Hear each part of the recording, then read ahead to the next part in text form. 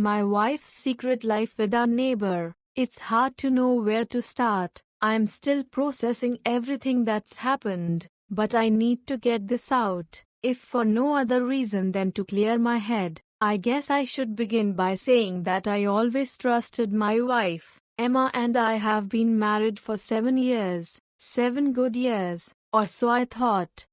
We live in a quiet suburban neighborhood, the kind of place where everyone smiles and waves, where families hold BBQs in their backyards, and life feels peaceful. When our new neighbor, Ryan, moved in about a year ago, he fit right in. He was in his mid-30s, single, and charismatic. Ryan seemed like a friendly guy, the type everyone likes. Little did I know that he would soon destroy everything I thought I knew about my marriage. The start of the friendship, it all began innocently enough. Emma and Ryan would chat over the fence sometimes. They bonded over gardening tips, weekend projects, and the occasional laugh about how noisy our street could get with kids playing. It didn't seem out of the ordinary. Emma was a social person, and I never had any reason to worry.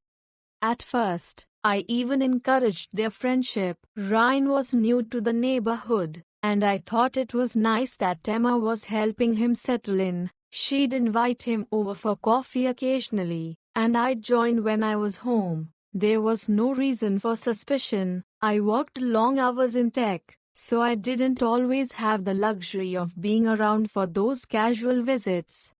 As the months went by, I started noticing subtle changes in Emma. She was always on her phone, laughing at texts that she said were just work stuff or jokes from friends. It was hard to pin down exactly when things started to feel off, but it was small things at first. Inside jokes that I wasn't part of, awkward silences when I'd walk into a room, and a growing emotional distance between us.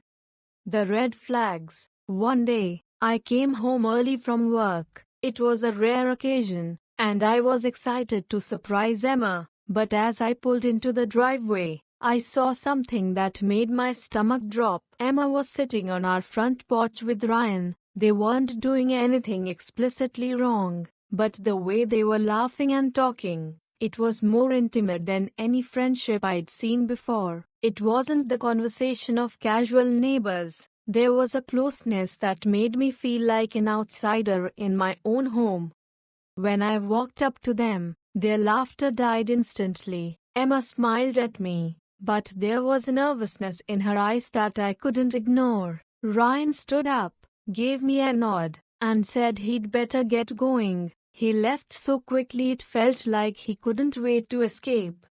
That night, I asked Emma about it. She brushed it off as nothing, saying they were just talking about some gardening project Ryan was working on and how I had nothing to worry about. But the uneasy feeling in my gut didn't go away. The turning point. Over the next few weeks, Emma started spending more time with Ryan, claiming it was innocent. They'd go on walks around the block or grab lunch together while I was at work. I wasn't thrilled about it, but I convinced myself that I was being paranoid. I didn't want to be the jealous husband, so I let it go. I trusted her, or at least I wanted to. One night, everything came crashing down. Emma had gone out with friends, or so she said, and I was home alone, scrolling through Netflix, trying to unwind. A knock on the door startled me. When I opened it, I found one of our other neighbors, Sarah, standing there, looking uneasy. "Can we talk?" she asked. I let her in, and we sat at the kitchen table. She hesitated for a moment before speaking. "I don't want to get involved, but I thought you should know. I've seen Emma and Ryan together a lot, and it's not just friendly. They've been meeting up at odd hours when you're not home, and I've seen them go into his house a few times when they thought no one was watching." Her words hit me like a ton of bricks. I didn't know what to say. Part of me wanted to tell her she was wrong, that she must have misunderstood, but deep down, I knew she was telling the truth. I thanked Sarah for telling me and tried to keep it together long enough for her to leave. The discovery. That night, I confronted Emma. At first, she denied everything, said Sarah was making things up. But when I pressed her, when I told her that I knew, her facade cracked, tears welled up in her eyes, and she confessed. She and Ryan had been seeing each other for months. It started innocently enough, or so she said. They spent time together while I was working, and eventually, it turned into something more. She told me that they had only kissed a few times, but I didn't believe her. The betrayal was too deep for it to have been something so simple. I couldn't listen to her anymore. I grabbed my keys and left the house, needing to get away before I said something I couldn't take back. The aftermath. It's been a month since that night. I've moved into a friend's apartment while I figure out what to do. Emma keeps calling, begging for another chance, saying that she made a mistake and wants to fix things. She insists it's over with Ryan, but I don't know if I can ever trust her again.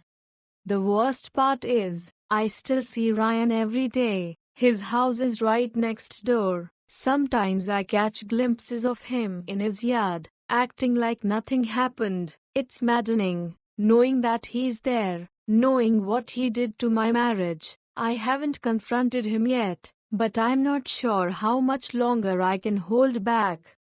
I'm torn between trying to salvage what's left of my marriage and walking away for good. Part of me still loves Emma, but the betrayal is too much to bear. I can't get the image of her and Ryan together out of my head. Every time I look at her, I see the lie she's been living behind my back.